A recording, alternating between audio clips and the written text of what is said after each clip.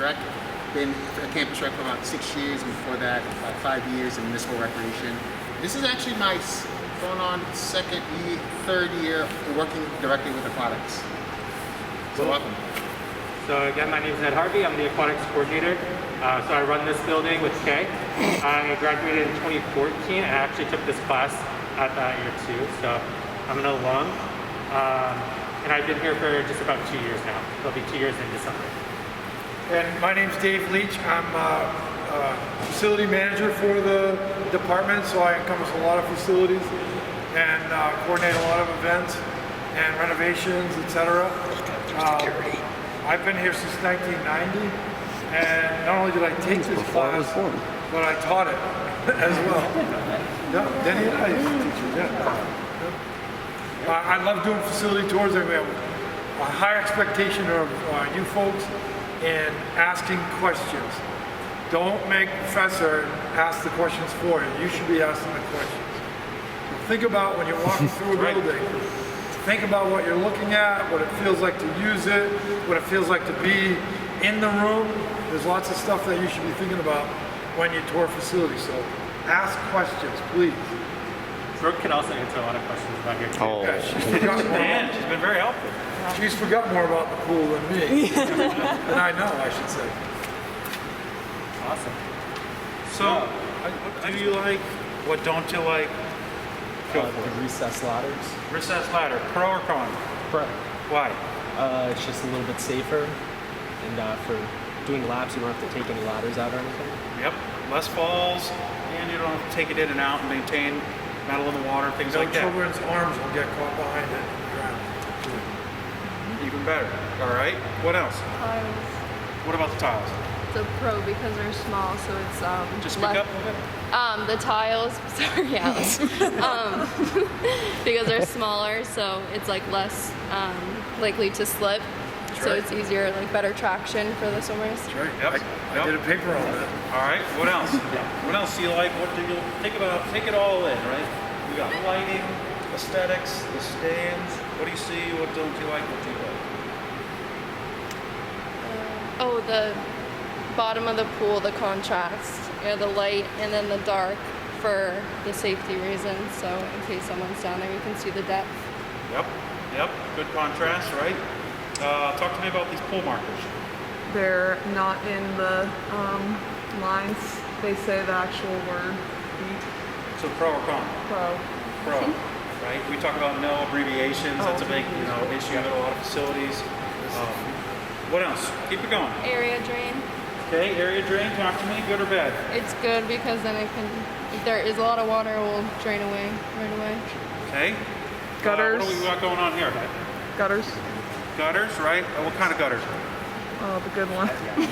The good one. The good one. Swale.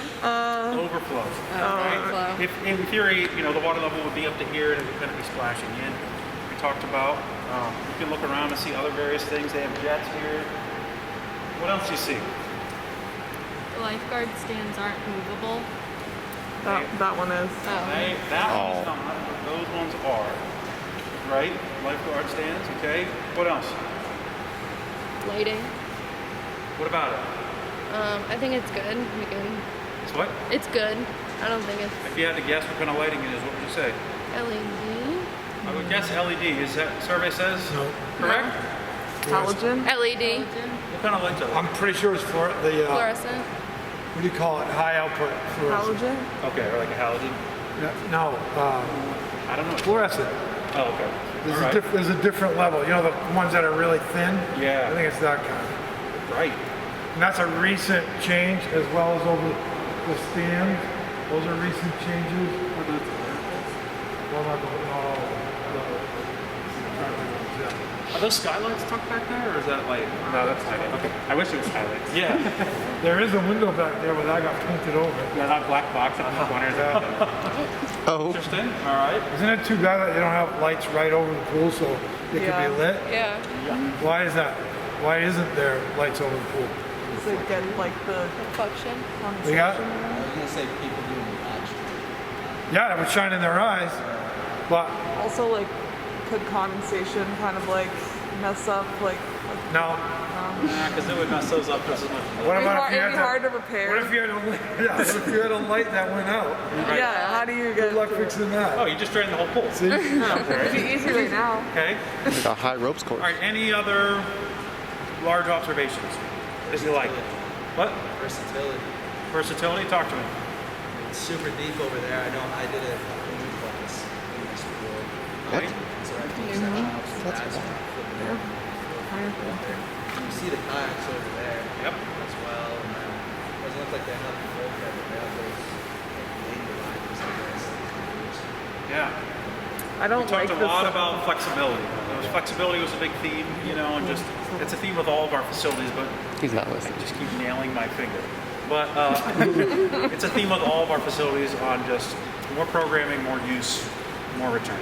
And what does that do? It brings you, a lot of groups using it. What happens? Money. They're all bringing their own stuff and leaving it here. And what does that do to our facility? It fills it up with the stuff. So this is, just, to me, this is terrible. The amount of stuff that's on deck. But we got no storage, so this is what we deal with. There's a Alright, lot so- of on deck that isn't normally here either. We've been closed since March, so we're kind of in like the construction zone right now. But So you guys take it away. I just wanted to sort of probe some things on the class here. So yeah. I'll just go over some basic stuff. So this facility opened in 1969. It's an old facility, and we're seeing a lot of problems right now because it's so old. So it's a lot of upkeep, kind of like an old car. When you get really high miles, things start breaking. It was renovated in 2004, was it? 2008. Six to eight. 6 or so. So that renovation was with the pool deck. So the gutters went up. They raised the gutters, they raised the diving board, and then they made the. Did they do anything to the bottom? Yeah. The filter covers, the main drains, all those lines were all redone. The stairs, all the tiling, all the what's that called? The stuff on the side there. The drainage overflow? Gunite. Gunite. Oh, like the surface gutter. at the bottom. This is an interesting facility because our diving well. So most pools, you're gonna dive in one depth, right, and then go into like the shallow end. This one's sideways. A lot of it's because of the bedrock, right? Probably. Yeah. So they had to do it that way. Also, these boards are super close to the edge. You would never see this in a new facility. It's kind of grandfathered in because of the way the pool is built. So if you talk to some divers, they think it's a little close, and if you watch some high school dive meets, it's a little scary because sometimes they'll like rock it sideways towards the wall, and we're like kind of on high alert with the diving meets. So that's kind of a quirky thing with this facility. You can see we go from 4.5 feet all the way down to 13.5 feet for depth. And we have 303,000 gallons of water in the pool, 60 feet by 75 feet. And we have 8 lanes, 6 of them are competition lanes. So you can see the starting blocks there, and then the 2 lanes in the diving block. So is there some aspect that you can't have competitive swimming in depth? Like, and said another way, do competitive pools mandate depth for lap swimming? What's interesting is that when we renovated the pool used to go like this on the wall, and then it used to kick this way, and then that was the bottom. So the profile was dangerous because of this angle. So what they had to do was change that angle, make it more straight, and then do a very soft curve. So we changed our bottom profile so it was safer for the divers. As far as laps, I don't know what minimum depth is. I think it's 4. So for competition, Someone with a long hand would touch the bottom otherwise. for 4.5 feet.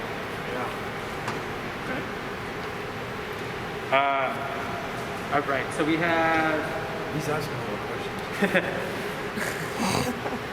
for our chlorine, we use liquid chlorine here. Pros and cons to that, it plays with the pH a lot, pH balance, and there's a lot of more dissolved solids that go into the pool with that, so it's a lot more work trying to balance the chlorine rather than we want a puck system, which is easier. It's a little bit more expensive, and hopefully we'll transition to that at some point.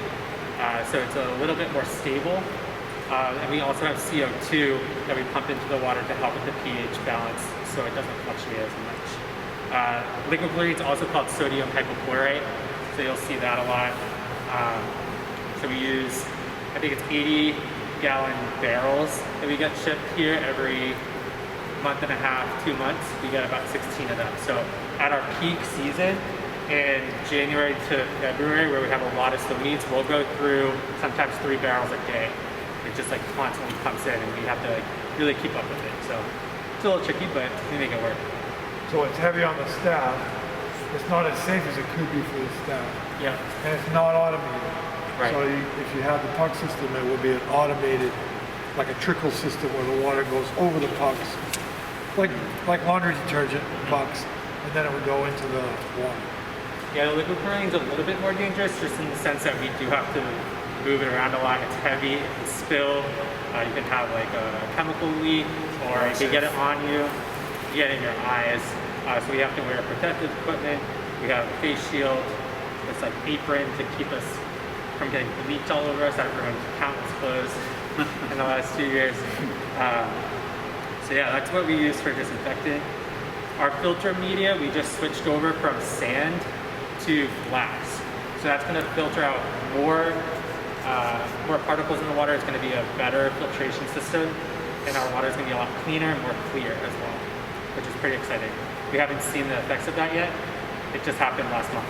So Glass, right? glass. We can show you when we go upstairs. Yeah, and it's very expensive too. Yeah. So what's cool about it is it's not glass like pieces of glass.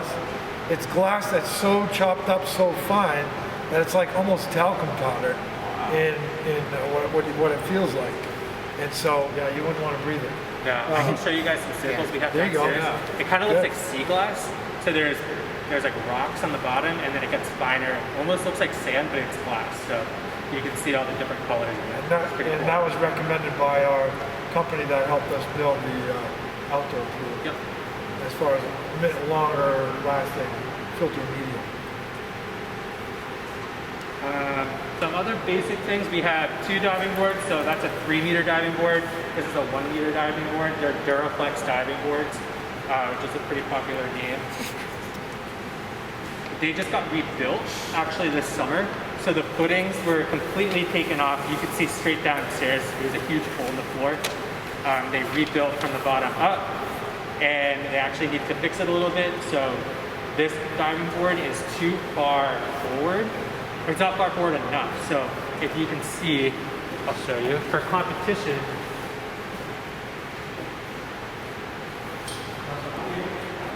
so we have the flow curve right here, where the divers can adjust how fast the board's going to be. It's supposed to be able to go here. This hole is, or this area is blocking number 9, so they can't go all the way back. So if they had a dive that needed that position, they can't do it. So you're going to have to add 8 inches of concrete to the front of this block so they can bump the board up so they can have the right position for the dive.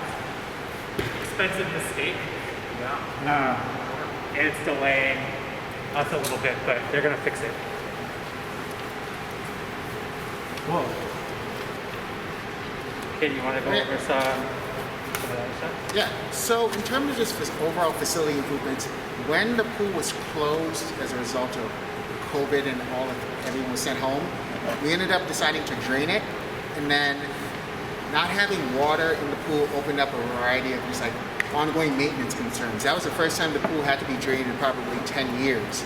First one was the drain covers here, the Virginia Graham Baker compliant drain covers. Does anyone know what I mean when I say Virginia Graham Bakers? They better, Kate. No, yes, please. Of what year was that act for one real bonus? 2008. Give them both. She 2008. was a kid that got like sucked into the drain and died. And so they made a law about her. Eloquently spoken. Yes. Just get right to the facts. I'm like, she really down, down she went. So with the pool closed, we really tried to emphasize, all right, this is now time to take a comprehensive look at all the potential hazards. So we would trace the drains. And also smaller, actually not smaller, larger capital projects. You notice there's an electrical panel right by the exit. That has to be no more than maybe 15 to 20 feet from where the pool water would be. That is a big no-no, and that's in the process of being on the capital projects list to have that electrical panel moved. So as a result, that was grandfathered in, but that will not be a sustainable model having an electrical panel so close to water. Okay, I just want to loop back for 1 second. On the Virginia Graham Baker 2008, right? What 2 things did it require? Do you recall? It has to do with main drains. Multiple drains and then anti-vortex caps. Say it again? Anti-vortex caps and multiple drains. Multiple main drains and anti-vortex heads. Exactly. Yep. Excellent.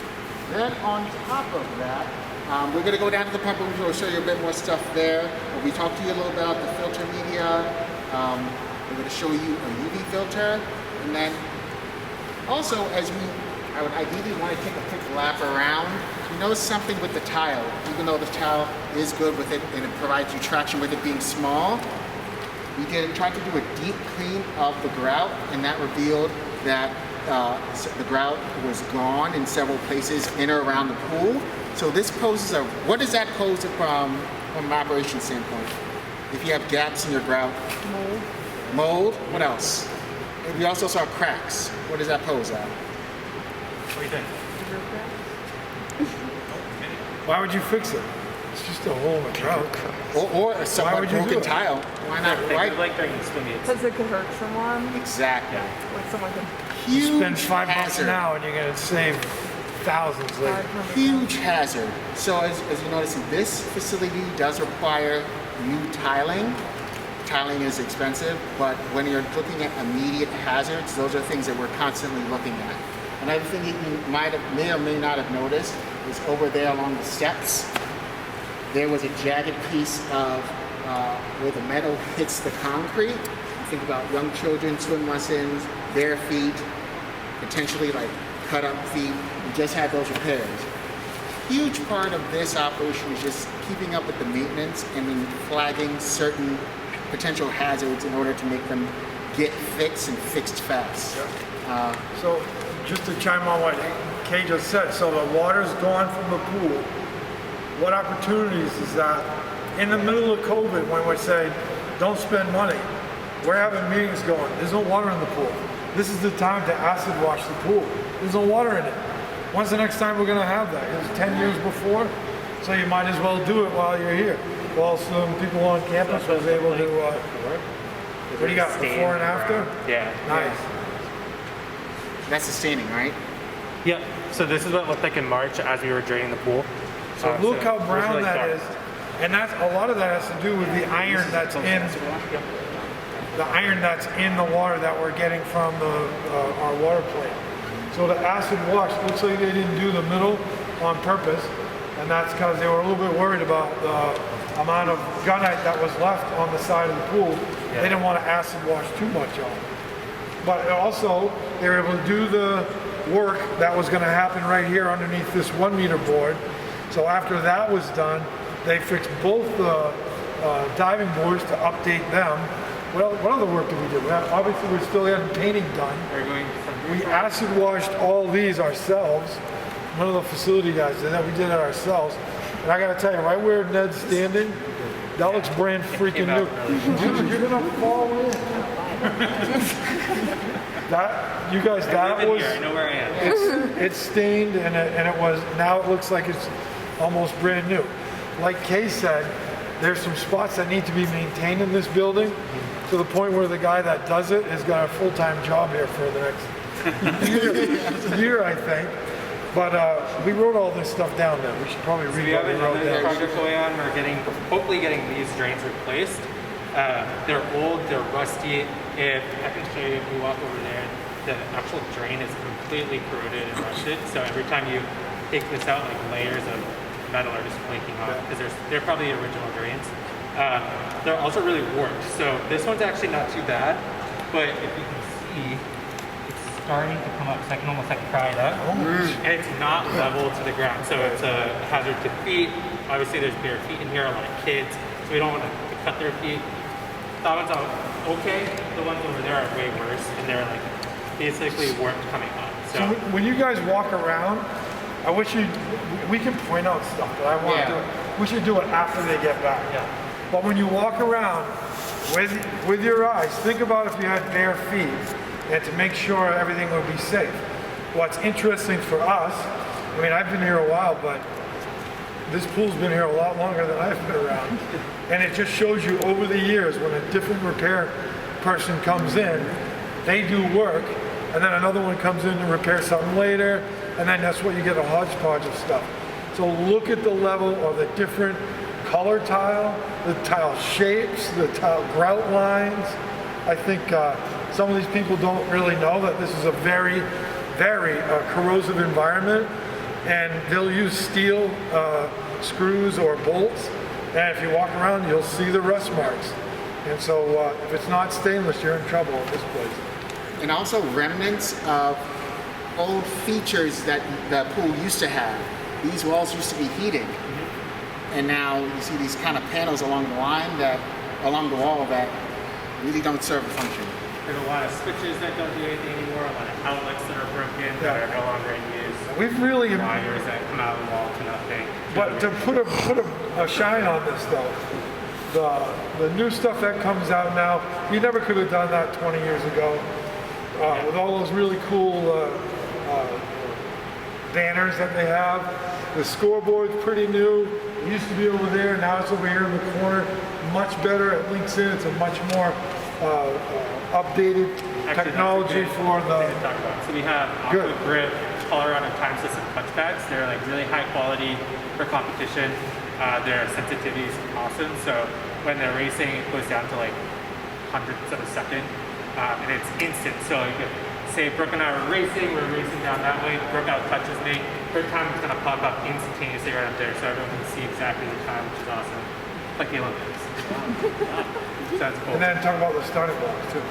Oh yeah, so I can show you guys downstairs.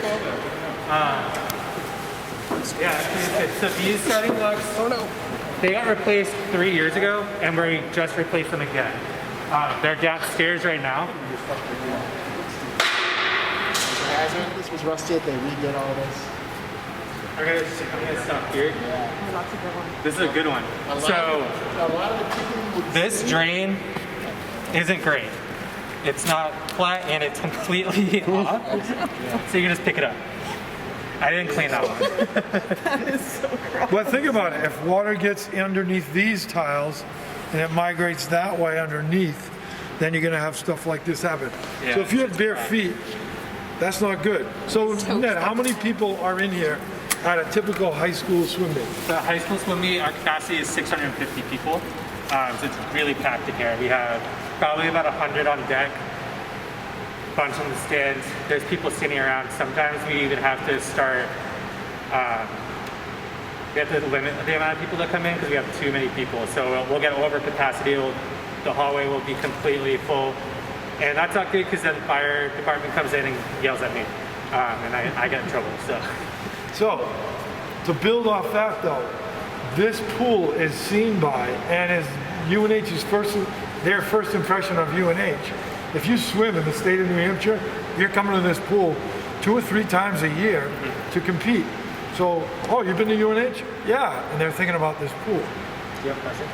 Yeah, so my sister used to swim, and I used to sit in the like 100-degree humid. I was probably there too. Well, I'm not here, but how do you guys deal with like humidity and heat in the pool? That's a really good question.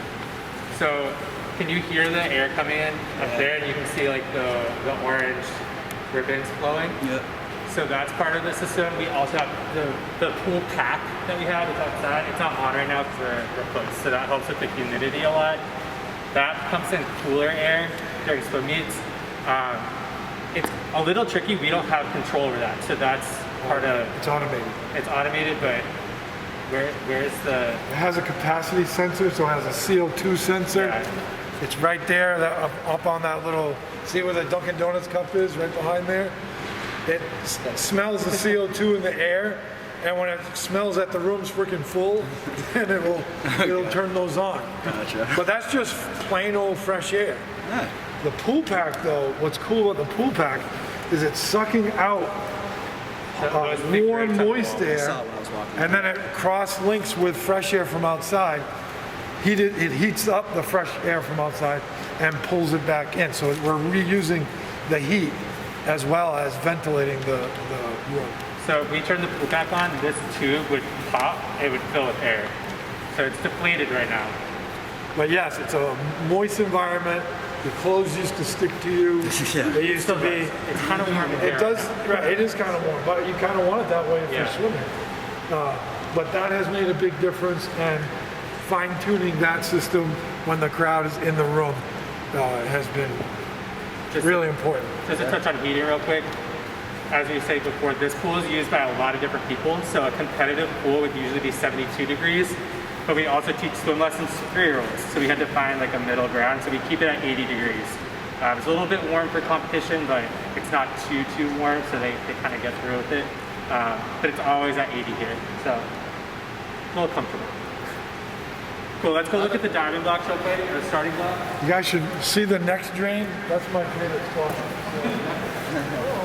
Another example of another patch.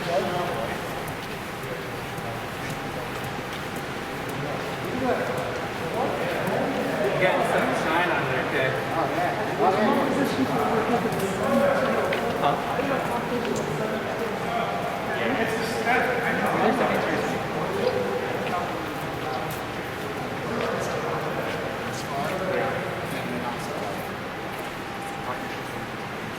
Yeah. So if you can see, these starting blocks are peeled. Part of it is lack of maintenance. Part of it is really nervous swimmers waiting to jump into the pool for their race, and they're picking at it as they're waiting for their heat. And the other part is just we're not paying attention as much as we could. These are co-owned by athletics and Campus Rec, so we just purchased new skins or tops for them. So see these bolts right on the edge? We're gonna unscrew them. This silver metal part will pop off, and then we're gonna put new ones on. They look awesome. I'll show you one downstairs. They're hopefully gonna get installed in the next 2 weeks before Thanksgiving. And then we have plans on how to maintain them a little bit better. These are only 3 years old, so that should have never happened. But there was also an issue with the company that made them, where this material they didn't adhere it right to the metal, so it started corroding and peeling off faster than it should have. That company no longer exists and merged with another company, so there was really nothing we could do once we figured out that it was happening. So we had to buy new ones. They're not super expensive, what was it, like 5,000? Yeah, we're coming up half with that one. But if we had to replace the blocks themselves, that would probably be around $70,000 to replace all 6 of them. So the tops is a good problem to have. Any questions about this stuff? What are these little white squares? Are those old blocks? That's a great question. I don't know. Like we said, there's a lot of different tile in here. So like there's some there, here. There's a lot of patchwork. I'm thinking it's more of like a uniform, symmetrical type thing. They did one, so they're like, all right, let's try to continue the pattern. Yeah. There's 4 or 5 different patterns that currently exist. To my knowledge, it doesn't mean anything. It just looks nice. So we'll transition over here to under the 3 meter. There was just work that was completed here. They poured new footers for the diving board, but there ended up being an issue. So let's rewind back to about last February. It was reported to us that one of the diving coach said the diving board appears to be shaking when we're up there. So we told facilities we wanted to get it certified to make sure that there were no immediate hazards to anyone who would be using the board. And that raised a larger concern of the footers having to be replaced and making them up to code. This is the project that was started in addition to what was under the 1 meter board in June. It had started a bunch of other work here at the pool. What ended up happening was there was initially the grade of the concrete would go up and back down. So they grinded what this elevation was down, but it created a new issue. In us trying to test to see how we would fill, we noticed that water was now pooling right in this area. What does pooling water on a deck lead to? Slippery. Slippery, what else? Corrosion. Corrosion, what else? So, Doing great. what else? Mold. Injury. And injuries. And it is not the responsibility of any of the lifeguards that would be on duty to constantly be taking a squeegee and trying to transition water from here to there. So they're going to be coming back to re-grade the elevation of this deck and to re-look at the drainage again. And that ended up being, it was our understanding that it was a state fire code that said that the drain had to be a specific height, and that's why it was ended up being that way. So one of those things where, like, if you ever get back into maintaining or refurbishing pools, making sure that your elevations of your deck and the concrete support the drainage that you do need down the line, because that will cost you more time and materials down the line, as evidenced here. Does everyone see this little wire coming out of the block? There's another one over there. What do you think that could be? A hazard? No, actually it's helpful. It's a good thing. Any idea? It's like a pressure sensor. Nope. One more guess. One more guess out there.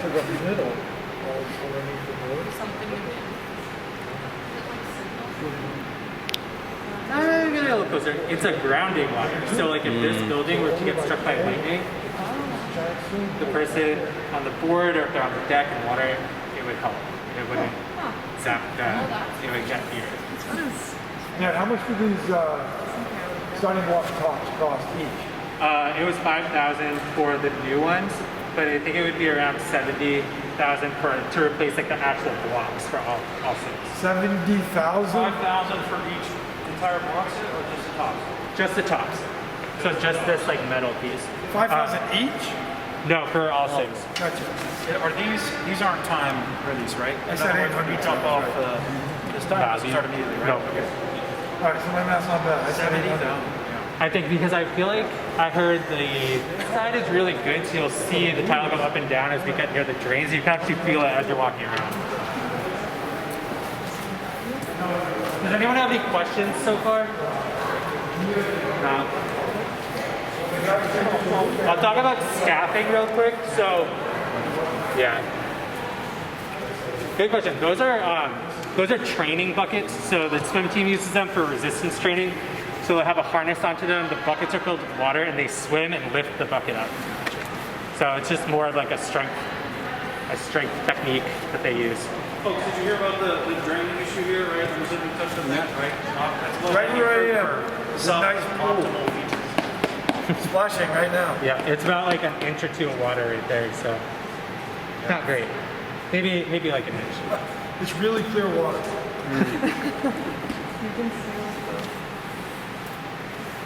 These are our lap time clocks. So lap time clocks. That sounds right. So anyone swimming laps can look at that. It's a technical name. Yeah. Yeah, we're trying to get this replaced. This is a really old chair that's a little wobbly. Brooke, do you like sitting up here? I've never sat You never have. I refuse. I'm like, you think I would sit there? I don't make our guards sit up here anymore just because it is a little rickety. So I have them stand next to it. It's still pretty high up. You can still see everything pretty well. So we don't require them to. It's safe enough that someone can sit up here and they'll be okay, but we're trying to get this replaced with a more sturdy, newer chair. An example of one of the things that if you don't pay now, you will end up having to pay to replace it later at some point. It's like Leach was telling you, with a place like this being so empty, it makes sense to pay the money now because we are going to be having more savings later, especially with items like this, bariatric acid washing when we go down the company. Like I would say, for staffing, we usually have 2 guards on. I don't like one guard facilities. It makes me nervous. It makes that guard nervous. So 2 people is always better. They can help each other out if there's a save. The way we guard, we'll have one person over there with the computer, another person in this chair or around it. Now we're going to move to 3 guards for lap swim times to help with COVID restrictions and protocols. Checking in. Everyone that comes in needs to either have a pool pass that they've purchased, they have a membership as a student or faculty staff, or they can drop in as a guest and pay $10 for the day, and they can come in and use. When we permit. Yeah, External community members. right now there's no community members allowed on campus, so we're not sure when that's going to happen again. If we reopen, when we reopen, hopefully for the spring, we'll have hopefully new details by then of like who will be in the pool. Mainly the swim team right now to help with their training for their season, and then hopefully lap swim times for students, faculty, and staff as well. So we're making progress. All right.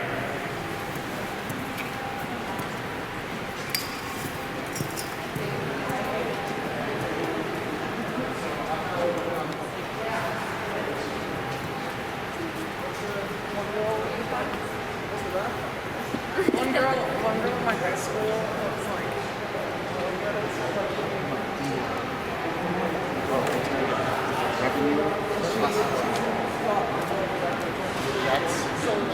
So resource-centered management. Part of the revenue streams for the pool include the rentals that we take from academic classes, the revenue that we take from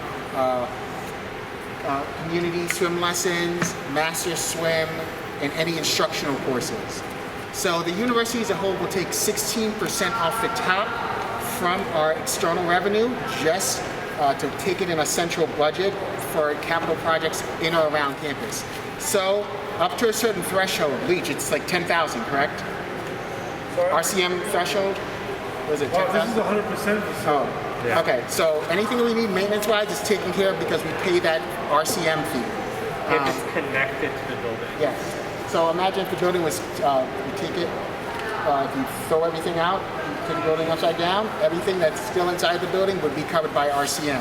That's why we have the painting done at no additional fee to us. And then the tile work and the grate covers. Yes. How much was the fee? 16% of any external revenue. So when we're designing our programs, we have to be very, very intentional about what the pricing would be, who our competitors would be, and then what our net as a department will end up being. This pool is basically self-sufficient in pre-COVID. All the revenue we end up taking in, minus our external revenue, we still end up making a little bit. So we really, really do depend on those streams, no pun intended, to keep this pool. That wasn't We're not okay. we're not washing the money, is that what you're saying? And I Otherwise, we're taking a bath. think what Kate's getting at, right, is really, really important because it's so important for the programming that's offered that they now have to increase those effectively 16% to keep their bottom line intact, right? And so for this to be a self-sustaining pool economically, at least, it's kudos to these gentlemen right here for really thinking this through, right? And continuing to increase. It's the classic, our costs go up, your costs go up. So we're thinking every day on what we can do to make this pool better, how we can make the experience better, look better, because we want to see this pool in the eyes of the user, or the high school swimmer, the example I brought up before. So we're going to ask your opinion on what you think we should do. One of the things that we did was like, yeah, we need to have the same color blue, we need to have all these redone, and they look fantastic. And one of the other things we talked about was all those old ass wood bleachers that are up there, paint all the metal brackets that are holding them all up, take each board off, run it through a planer, get it all sanded back down nice to a light wood, and then put like marine grade spar varnish on them, and then get them back up there. I think it'll make the building look a lot nicer. You guys on that? What do you got? What ideas might you have? what do I? Well, I thought that was a good idea. I think that the storage is obviously a problem, Yeah, and big like time. maybe even if you could just somehow like cover like under there, like I don't know how you would, like I'm thinking even like a sheet or something, like anything to kind of like cover that, because I feel like it kind of looks bad. That's a good suggestion. Yeah, like little like walls or something. And then also I think it's good that the like swim lesson things aren't up there anymore, because I think that looks horrible. Not to put it lightly, but I mean, no, it's a good place for storage, but I don't know what else you could put right there. So my idea is to have that be like a supervisor area for swimming. So like that's where they are like their home base. That's a good one. So they're like kind of out in the open, not hiding in the office as much, and it keeps people off of there too. Yeah. And what you're looking up here, right? This is ADA access right here. Yep. Right? Is this the only ADA area? It is, yeah. And then we have ADA buttons, so they open the door, that first main door, and then also down here. And then we have our ADA lift to help anyone get into the pool if they need it. The reason this is the way it is, there didn't used to be, believe it or not, if you were in the stands, there was no way to get down to the pool. You had to go back up and down one set of stairs and come back into the pool. So we killed two birds with one stone by building the ADA and built it out this way, but we were able to put that stairway in. You see that office over there? There used to be one of those right here. So that's why that has a weird shape to it. Alright, so I want to go downstairs and check out the pump room. Say yes. Before we say that, do you all have any questions about this room? Who's swam in this pool outside? No, why don't you guys go ahead and take like 3 minutes and just take a lap, check it out, take some pictures, whatever you want to do, because they're all right. Like the belly of the beast, the circulation system. Talk to us guys on what we've got going on here. If you were to take a guess, what do you think these are? Talk loudly. What do you think these are, these big tanks? Water filters. What kind of filter? Oh, the glass ones. Glass, and before that? Sand. Sand or gravel, right? Okay. Okay, you got these marks here. What's that? Does everybody know? That might be sand. That's on the test. That's all the test. So you guys, that's called a surge tank. So if everybody on the Oyster River High School swim team jumped into the pool at once, not only would water go out into the gutters, a lot of it, it would go into the gutters and then also on top of what was already being filtered. So that surge of water is why they call that a surge tank. That captures it until these pumps are able to pump out the water and then into the filter until it can catch up. So can you guys just sort of walk them through the system, roughly, ballpark? Water comes in, goes into sand and gravel, which is now glass. Right? So this is the glass, but it's This is the coarse media. This sits at the bottom of the filters. Right? Remember, we talked about this is this phase where it's picking up the big particulate matter. Right? It used to be sand, some of the sand out because we had some issues with channeling, and over time it wasn't particularly efficient. Typically, you should be taking your sand filters and scraping off all of the muck off of each year. That was not happening. Yeah, and backwash. Where do you get the glass? So we had our guy who services the pool, RCM, Marinos, SSG, Southside Gunite. They came in, sucked out the old media, the sand, and replaced it with the new media.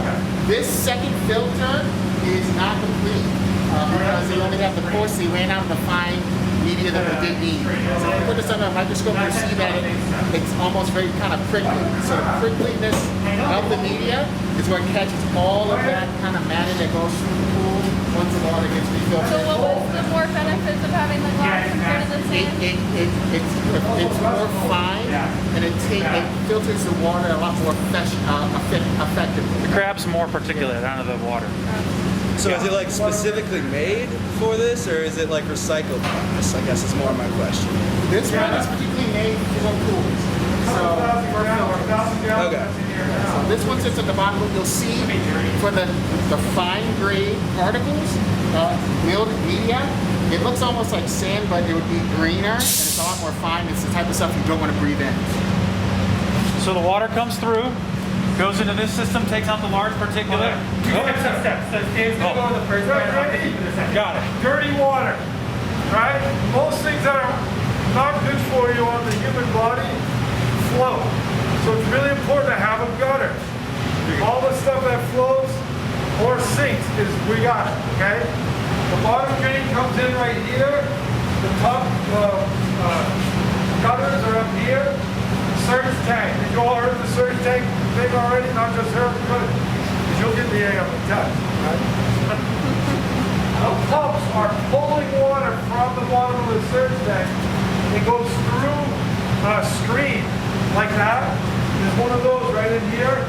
I was going to show you, but there's too much water in the surge tank, so it's coming up. This is just the other one. If that's cool, I'll switch it out. This one. This catches anything big. Like I've got pencils in there, band-aids, gum, lots of hair. Really crazy stuff. So yes. So you guys, the big electric motors here. Here's a backup one, and this is a pump that's pulling water this way. And by law, you're supposed to have all these arrows on here, so it can tell you direction. So if you really wanted to, you could see which direction these are going. All right. Then you're up. Okay. Right in here. So it goes through this pipe, right around this U. This is closed. So if this is open, it would go straight through here. These are closed, so it's going to force the water right into the tanks. It's going to go through the glass. It's going to filter everything out, come out the bottom, shoot over here, and then it goes up. Oh, no, sorry. This way. Around here. Filters through. This is our UV filter. So all the water goes through the UV. It's a really, really strong UV light, and it zaps the water so it gets rid of bacteria, anything that's harmful. It basically sterilizes the water. So it's just, there's like a cylinder right here. It comes back, shoots up to the return line, and then goes right back into the pool, into the return lines on the side of the pool. If I were to close this one, open this, the water would shoot up this line. This is the backwash line. So sometimes we have to do backwash when the pressure gets too high. We backwash all the nasty water out of the filter. This goes straight outside into the hallway, down into a drain, and exits the facility. So when we do that, the water is like really gray, it's cloudy, it's dirty. We're just kind of flushing all that out. Ned, what part does the chlorine come in? So great question. The chlorine pump's right over here. So these barrels get hooked up, those white lines up through. There's a cisterna pump with chlorine in here. Sucks up the chlorine through here, pumps through, comes back down, follows this line all the way over to the return line, and goes into the water and just shoots back into the pool. This is our CO2 line. And this follows all the way around, goes up into the ceiling, out into the hallway, and our CO2 tank is outside. So it's easier for them to fill. We don't have to be here when they fill. I think Jen, the last girl that was in my position, moved it outside, so it's a lot easier to get maintenance done. You can see a schematic of the overall system right there. If you were to guess, this was a pressure or a vacuum system, what would you assume? A pressure system or a vacuum system? Do you know if this is a pressure system? Typically commercial pools are pressure. I'm pretty sure. My guess this is a pressure. Yeah. Pressure system how? The whole circulation system pushing pressure versus like residentials have suction. Oh, gotcha. Yeah.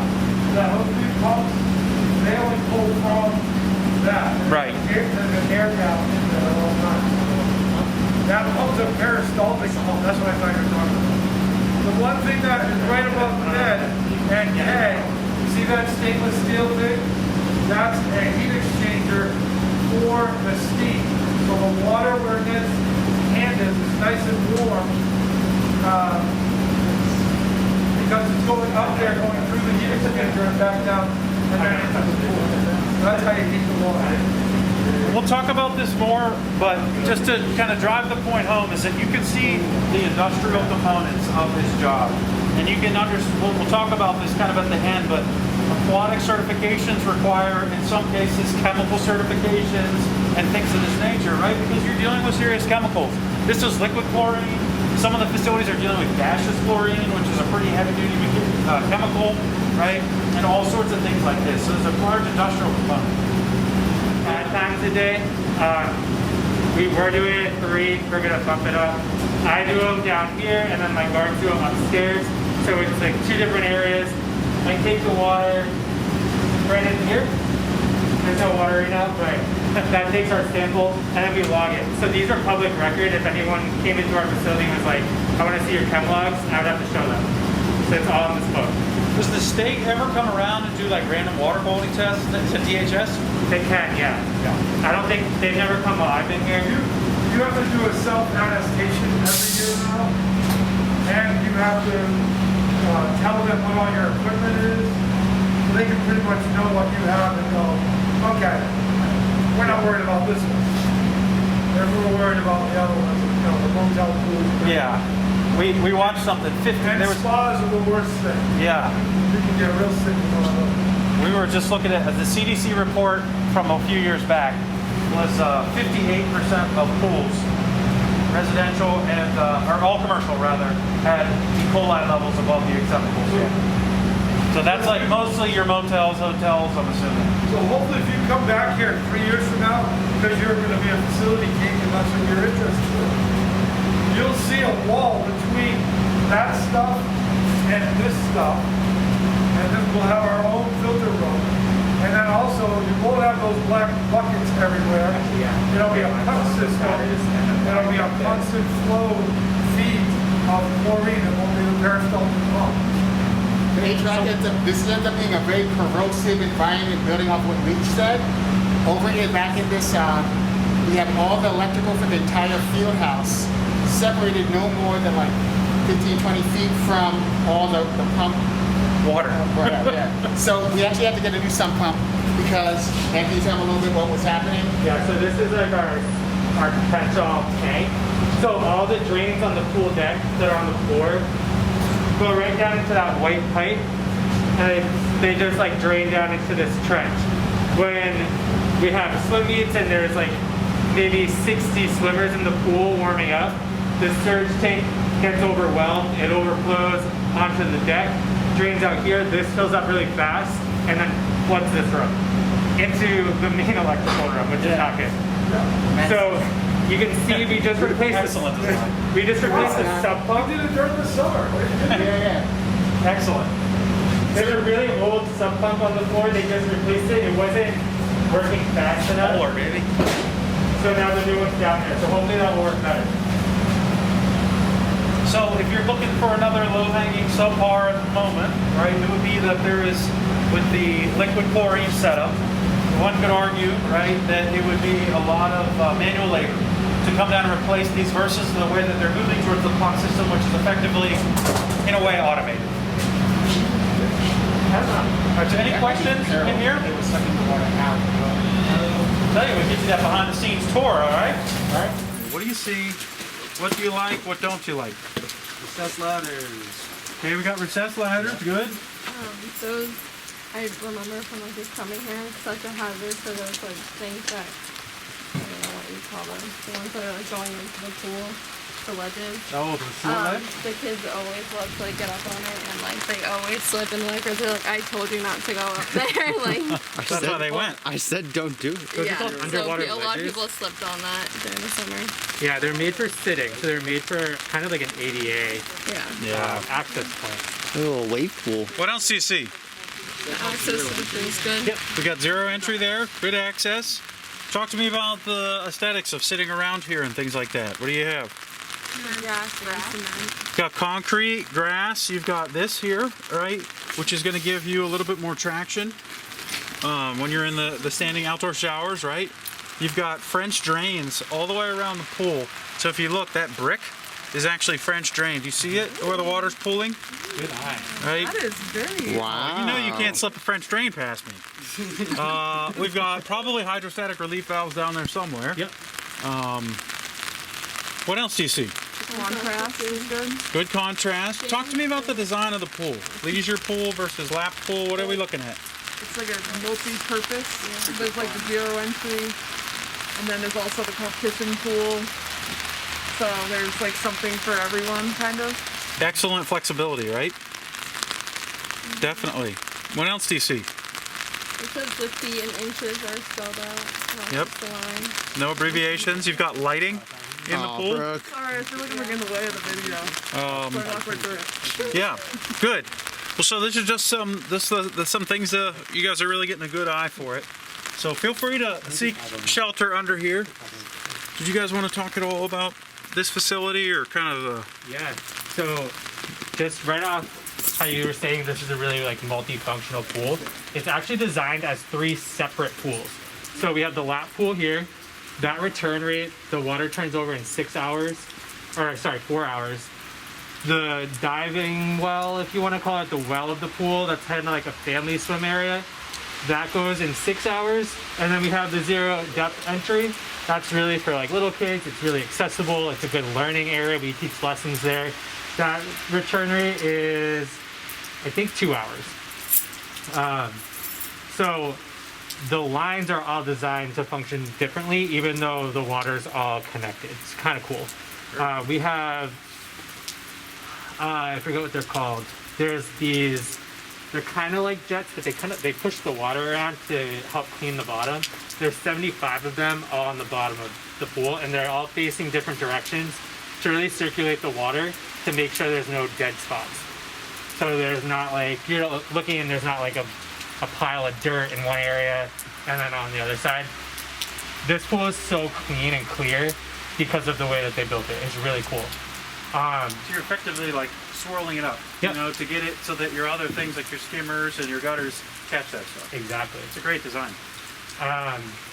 Some fun facts. So this is the 3rd biggest pool in the state, but we have one of the smallest decks in the state. So UNH like really went big with the pool, but the surrounding area is really tiny. So our capacity is around 520, I think, 522, somewhere around there, give or take a few. And I think it's 206 in the pool, in the actual water. So during our busy summer weekends, this gets slammed, and we are really on high alert. We have up to 10 guards on at a time during our extremely busy hours, and it's like, it's hectic. There's a lot going on in here, so it's kind of fun.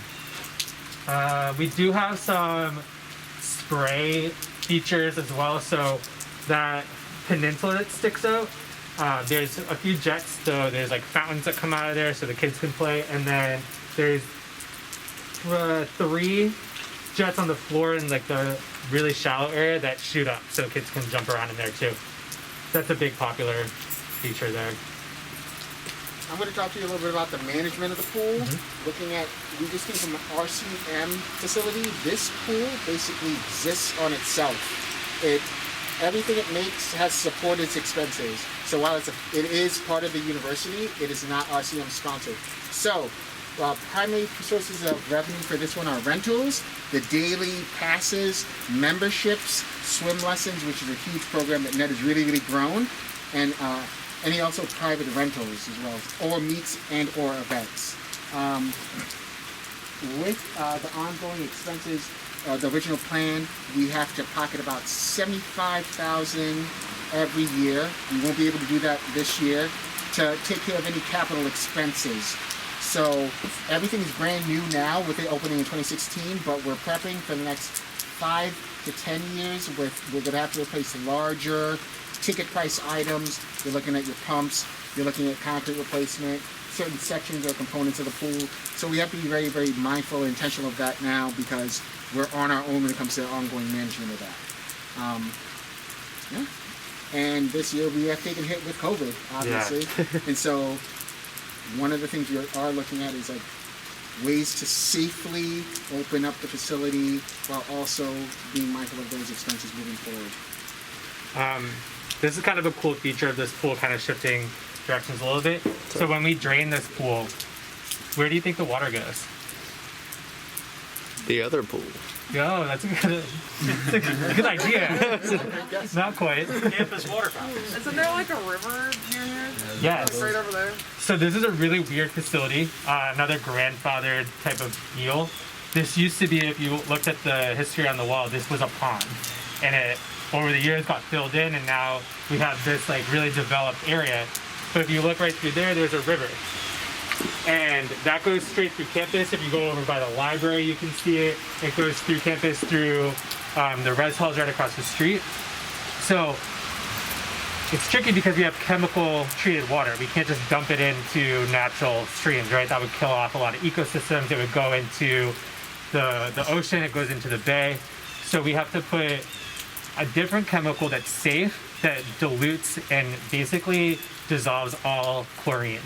I forget, I'm blanking on the name of it right now, but you dump it in and it basically just eats up all the chlorine, it disappears, and it just becomes fresh water essentially.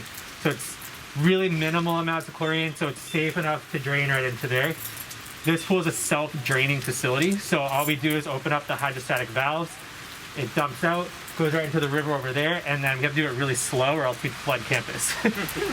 So it took about, I don't know, a week and a half to drain last year. And then it gets plugged up for the winter. Originally it was designed to be able to like keep everything open so it just drains constantly, but we're in New Hampshire, so things get really cold, it freezes. So out of precaution, we do block the drains, plug them all up, so the pool does fill over the winter with all the snow, the rain, melt. I think it gets probably about to the bottom of the ladder. A few feet of water gets in here. It gets really gross, dirty, black, so then we have to pump it out in the spring, wash the bottom, and then fill up again. So it's a little bit more maintenance just because we're in New Hampshire. It's not really a big outdoor pool state. But the reason being is if we left it, there's potential that something could block inside. There's a lot of pipes all under us.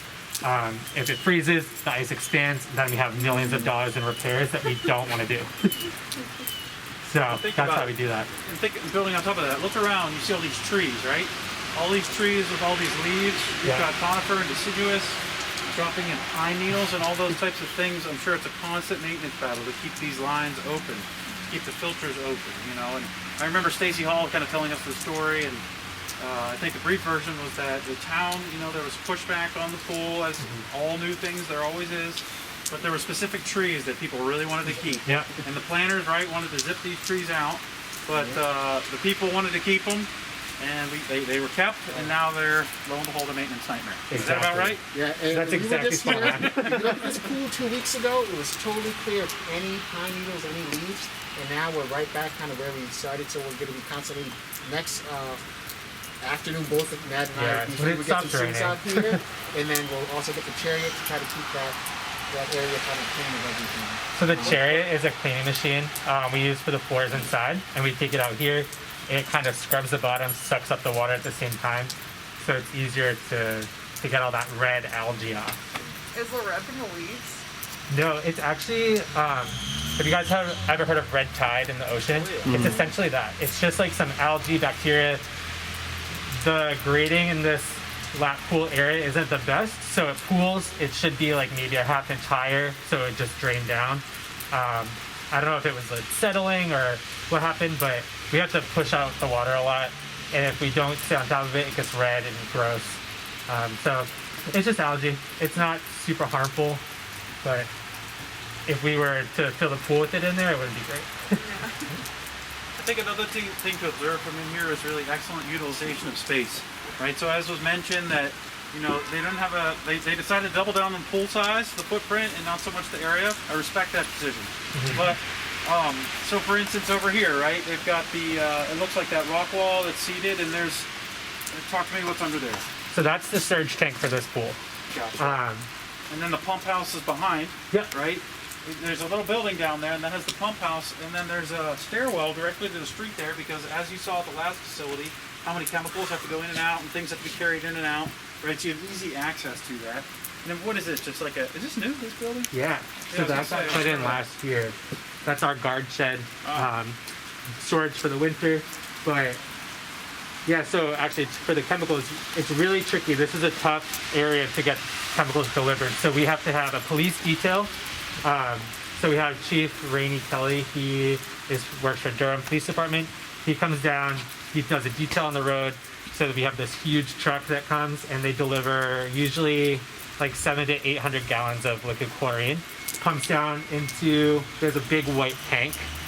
And it's hazard. So just like what we were saying in the outdoor pool with like those gallons, it's just on a much larger scale. So you have to be really careful. There's a lot of protective equipment, just precautionary if the truck were to get hit by something or someone is walking down the sidewalk and didn't see the huge tube, they could trip, they could get chemicals spilled on them. So it's tricky, but we make it work. And we have to do that probably 3 times a summer, maybe 4, depending on how hot it is, what type of summer we have, how many people we got in here. So one thing that we talk about in this class a little bit, but more so in the law and policy, are attractive nuisances and fencing. And so how much of an issue is it with students or high schoolers, or we'll just call them good, outstanding citizens, climbing the fence and hopping in the pool in the summer? Is this an issue? Oh, for sure. Yes. Even when it was empty as well. Yeah. We came back and we had a report of like some high schoolers skateboarding in here. Yeah. So that's damaging to the pool bottom. Yeah. It's also just a safety concern. So in the summer, there's definitely people that jump the fence and jump in the pool. That I know of, we caught maybe 3 groups the last summer we were open. So we have the lighting here at nighttime as well. No cameras, right? There's no cameras. Don't tell your friends, all right? Tell your friends there are tons of cameras here.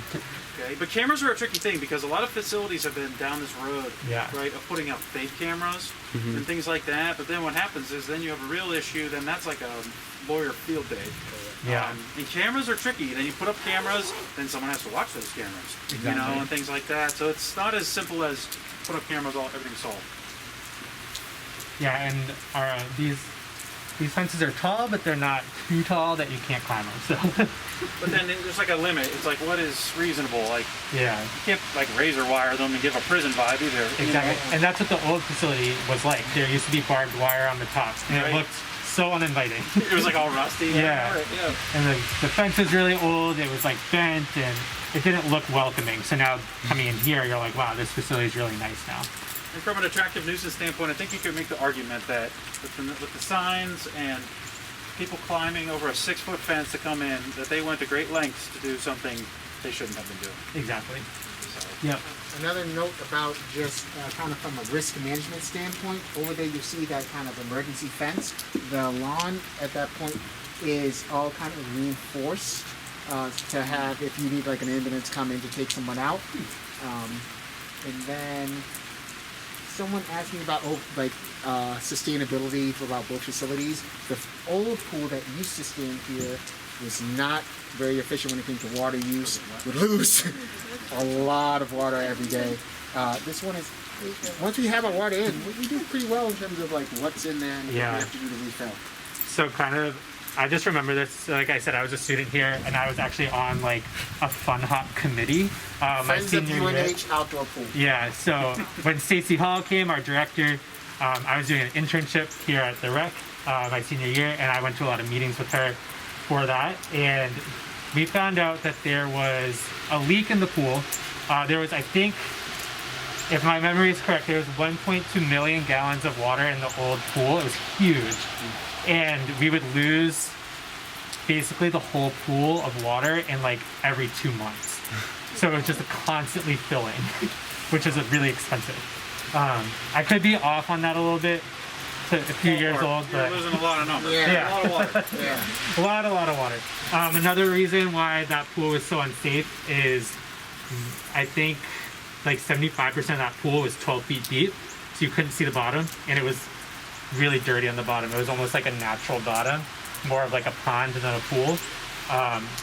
So it was really unsafe in that sense, where like a lifeguard couldn't see anything most of the pool. So that was kind of scary. Fun fact, they took those. If you guys were to identify 1 or 2 strengths or weaknesses from either pool facility in your eyes, What are they? What would you say? So for the indoor pool, I would I'm say. sure they're gonna say. No, I was gonna say like when you look at like the grandfathered codes, and we saw examples of that, like high voltage panels close to like where the water is, and then also high electrical like centralized electricity where like these pumps are. I think that's definitely that's definitely an area that, for improvement, but that calls to like an ongoing challenge that we as a university have to face when it comes to just facility management. I know facilities and assets management, they do a great job being able to kind of direct where we want to go, and it's not to the point where it's out of control because we kind of can steer where this thing goes, but at least it's on our radar in order to keep this plane in the air while it's flying. So I'd say that's the number one thing with the indoor pool. Outdoor pool, I would just wish for like more deck space. In all honesty, More what? deck space. Yeah.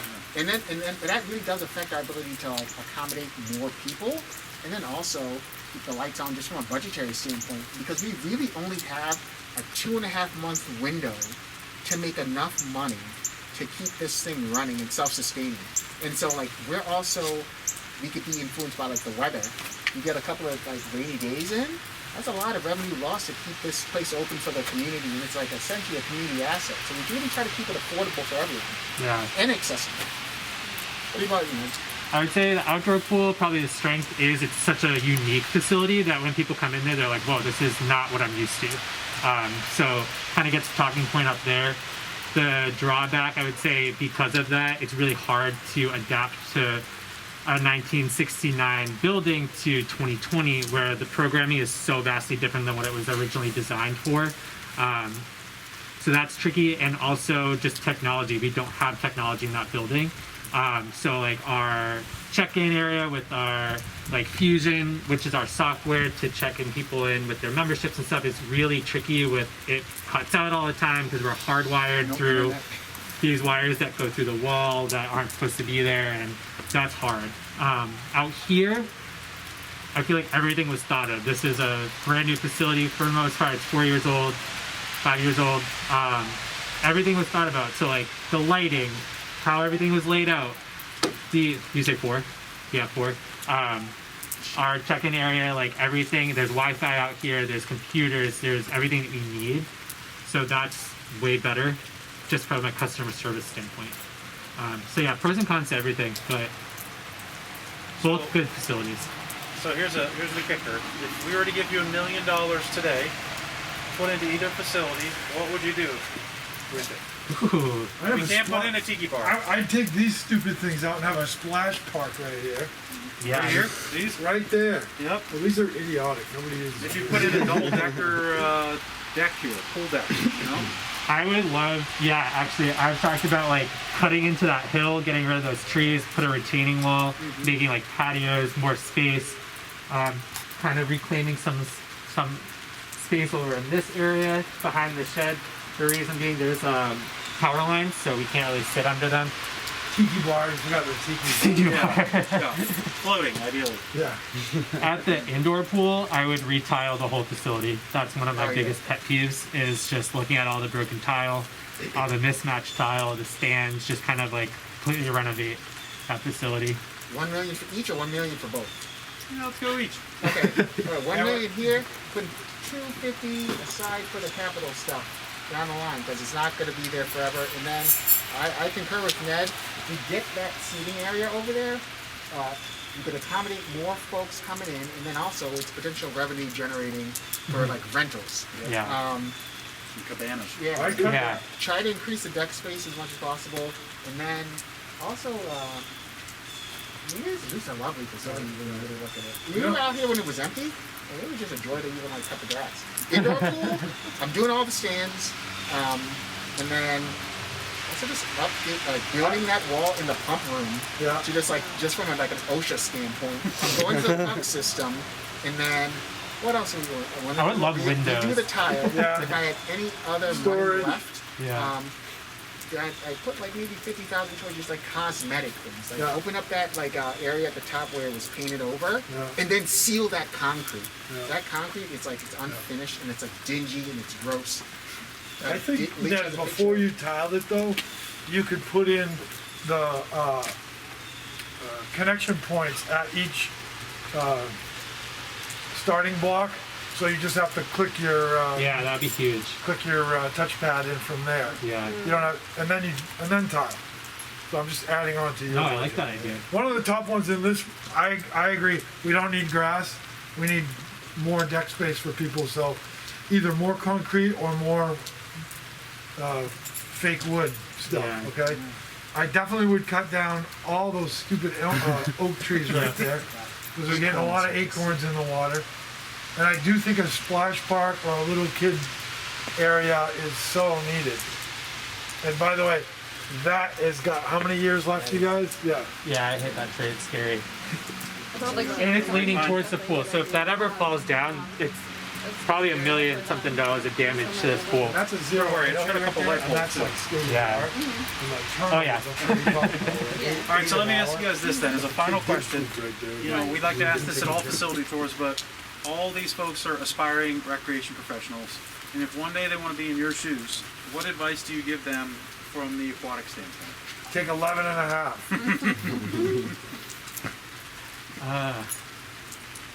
That's tricky. I never expected to be in aquatics. I kind of just fell into this. So I was an You RMP knew you were major. going to be in campus rec. Right. So I was an RMP student. I did my master's down at Florida International University for recreation management. And that's kind of when I inherited a lifeguard staff down there. I was a lifeguard in high school and during the summers and stuff at pools, but I started managing lifeguards in grad school. Then I found myself at a summer camp for a few years on the waterfront, also doing lifeguard swim lessons, and I was at a YMCA for a while, and now I'm here. So it just kind of like grew to this position.